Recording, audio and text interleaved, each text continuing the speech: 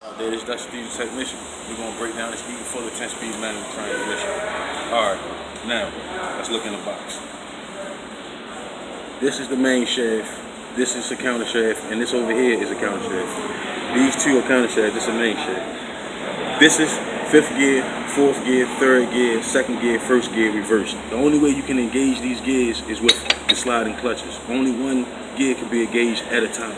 So now these gears here, if you notice, there's nothing there for it to run off of. So basically this is power takeoff.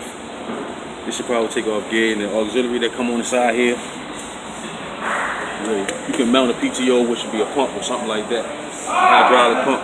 Alright, now the only way one of these gears can be engaged is if the clutch moves. So when you shift inside the cab, say you shift it in the low gear.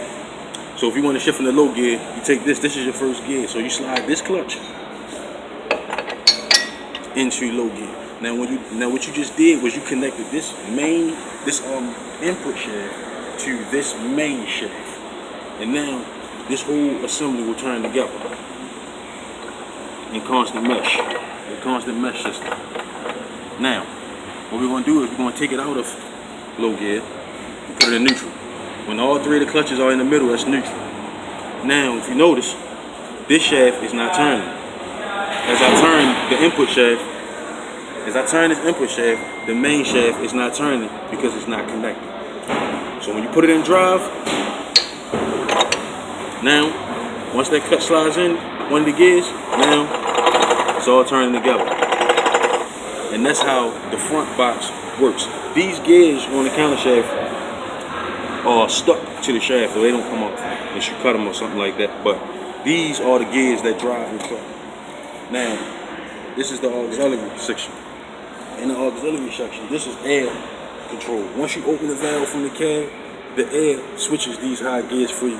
And if you look inside of there, it has its own clutch that moves for you. So you cannot engage the clutch itself. The air has to do that. So, and then another thing, this here is your reverse gear. So put this in neutral. If you want to go in reverse, you slide your clutch into reverse gear.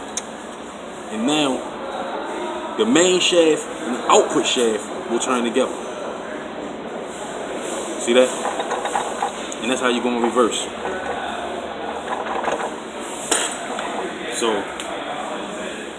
hope somebody learned from this video. I'm Dutch Technician. You know my slogan, subscribe, keep me alive.